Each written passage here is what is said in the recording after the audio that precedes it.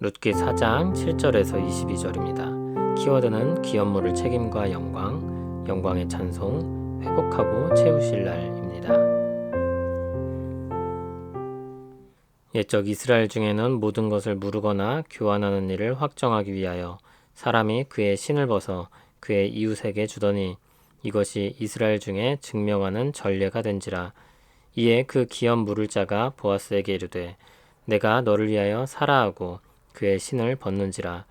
보아스가 장로들과 모든 백성에게 이르되 내가 엘리멜렉과 기럨과 말론에게 있던 모든 것을 나오미의 손에서 산 일에 너희가 오늘 증인이 되었고 또 말론의 아내 모압 여인 룻을 사서 나의 아내로 맞이하고 그 죽은 자의 기업을 그의 이름으로 세워 그의 이름이 그의 형제 중과 그곳 성문에서 끊어지지 아니하게 하매 너희가 오늘 증인이 되었느니라 하니 성문에 있는 모든 백성과 장로들이 이르되 우리가 증인이 되나니 여호와께서 내 집에 들어가는 여인으로 이스라엘의 집을 세운 라헬과 레아 두 사람과 같게 하시고 내가 에브랏에서 유력하고 베들레헴에서 유명하게 하시기를 원하며 여호와께서 이 젊은 여자로 말미암아 내게 상속자를 주사 내 집이 다말이 유다에게 낳아준 베레스의 집과 같게 하시기를 원하노라 하니라. 이에 보아스가 룻을 맞이하여 아내로 삼고 그에게 들어갔더니 여호와께서 그에게 임신하게 하심으로 그가 아들을 낳은지라. 여인들이 나오미에게 이르되 찬송할지로다. 여호와께서 오늘 내게 기업 물을 자가 없게 하지 아니하셨도다. 이 아이의 이름이 이스라엘 중에 유명하게 되기를 원하노라. 이는 내 생명의 회복자이며 내 노년의 봉양자라. 곧 너를 사랑하며 일곱 아들보다 귀한 내 며느리가 낳은 자로다 하니라. 나오미가 아기를 받아 품에 품고 그의 양육자가 되니 그의 이웃 여인들이 그에게 이름을 지어주되 나오미에게 아들이 태어났다 하여 그의 이름을 오벳이라 하였는데 그는 다윗의 아버지인 이새의 아버지였더라.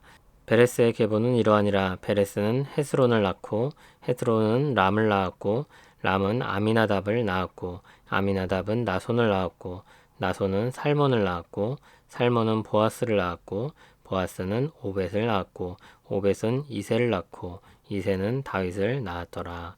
아멘. 기업물을 책임이 보아스에게로 넘어갑니다. 기업물을 책임은 선택이 아니라 꼭 해야 하는 일이었습니다.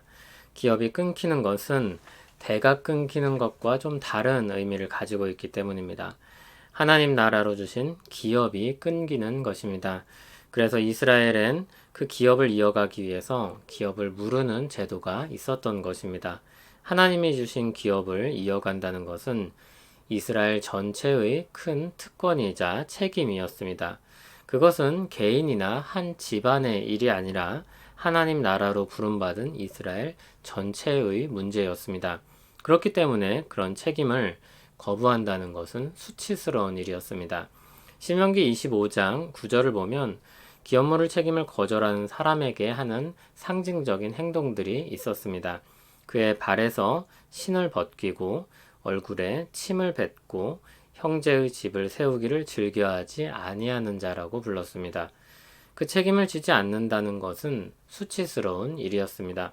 그러나 사사시대에 와서는 그것이 선택적인 것으로 변한 분위기입니다.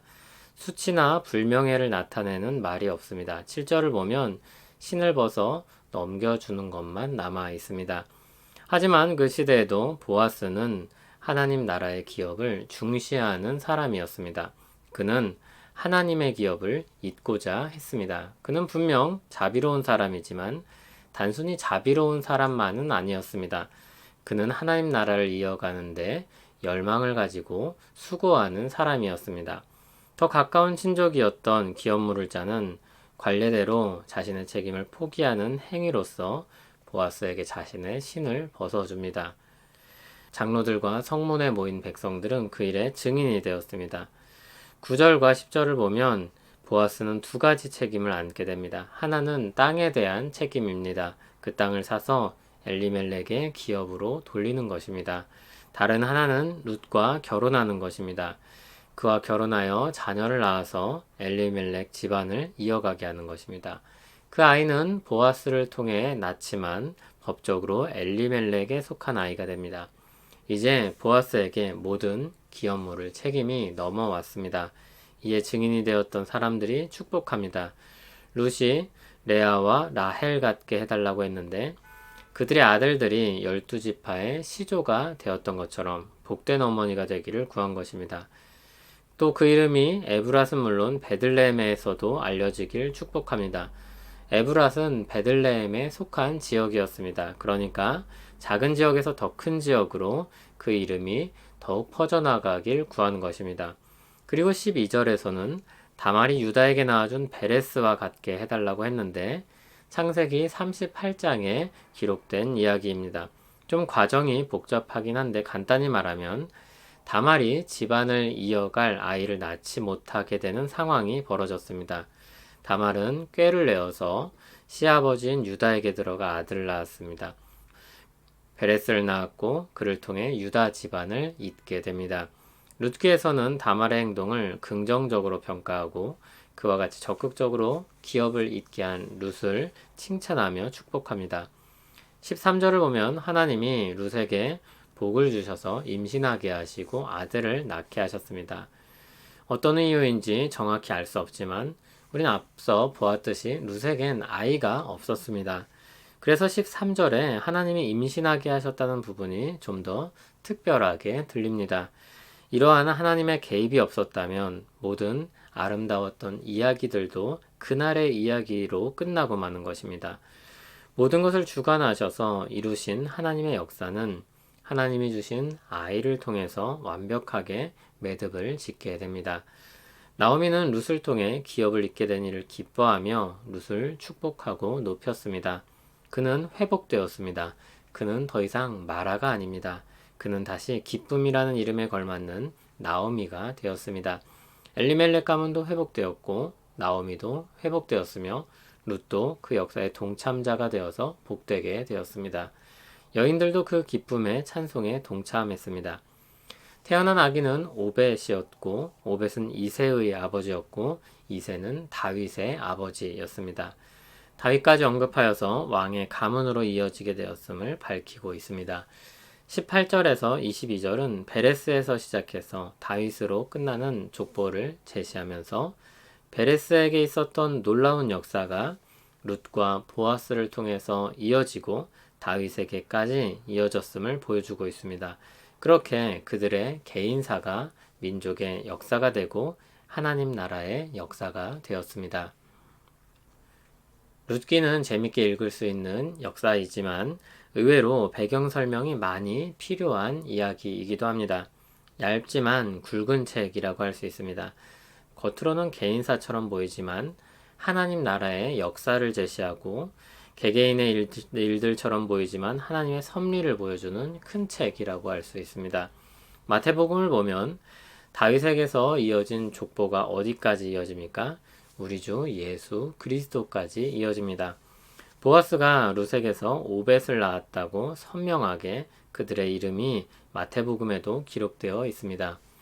그들의 이름은 에브랏에서도 베들레헴에서도 높아졌을 뿐만 아니라 온 세상에서도 높여지게 되었습니다.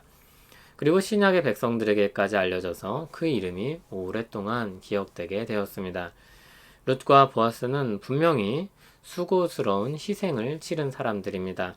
하나님은 그런 그들을 높이셔서 영광스럽게 했습니다. 그리고 하나님은 그 역사를 통해서 영광 받으십니다. 룻과 보아스는 하나님 안에서 영광의 찬송이 되었습니다. 마태복음 13장을 보면 예수님께서 말씀하시길 세상이라는 밭에 하나님이 좋은 씨를 심었다고 했습니다. 그런데 거기에 가라지도 함께 자랍니다. 가라지는 마귀가 뿌린 씨에서 자라난 것입니다. 그런데 하나님께서 좋은 씨를 위해서 가라지를 뽑지 않으시고 추수 때까지 남겨두십니다. 그러나 가라지가 함께 자라는 괴롭고 어두운 시기는 영원하지 않을 것입니다. 하나님은 때가 되면 가라지를 제거하실 것입니다. 그리고 그때 하나님의 백성들은 자기 아버지의 나라에서 해와 같이 빛날 것이라고 했습니다. 하나님은 자기 백성들을 예수 그리스도 안에서 영광의 찬송이 되도록 부르셨습니다. 우리가 가는 길은 예수님과 비슷합니다. 예수님은 이 땅에서 죽기까지 낮아지셨고 하나님의 때 지극히 높여지셨습니다. 우리도 이 땅에서 낮아지게 되지만 하나님께서 때가 되면 높여주실 것입니다. 해와 같이 빛날 것입니다. 주님의 기업을 잇기 위해 믿음으로 수고하는 사람들이 그렇게 높여지게 될 것입니다. 이 땅에서 살아가는 신자의 삶은 기쁨만 가득한 삶은 아닙니다.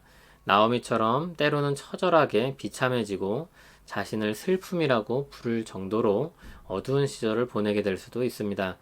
그러나 하나님의 보살핌 아래서 그 시간들을 통과하면 기쁨을 되찾고 높여지게 될 것입니다. 믿는 우리는 선행과 친절로 칭찬을 받기도 하지만 우리가 가진 진리에 대한 믿음 때문에 세상에서 부딪히기도 하고 미움을 사기도 합니다. 그럼에도 세상 속에서 부대껴 살면서 여전히 선을 행하고 복음도 전하며 삽니다. 주님이 그 수고와 열심을 아십니다. 충성된 자들에게 생명의 관을 주실 것입니다. 때가 되면 하나님이 우리를 위로해 주시고 인정해 주시고 칭찬해 주시고 높여 주실 것입니다. 하나님 룻과 보아스의 시간들을 통해서 하나님의 손길과 하나님 나라의 역사를 봅니다. 우리가 그렇게 보살핌과 인도하심을 받고 그렇게 하나님 나라의 역사에 동참하게 됨을 기억합니다. 예수 그리스도 안에서 주신 은혜로 말미암아 영광의 찬송으로 살게 되었습니다. 그 기쁨을 누리며 살게 하옵소서. 예수님 이름으로 기도합니다. 아멘.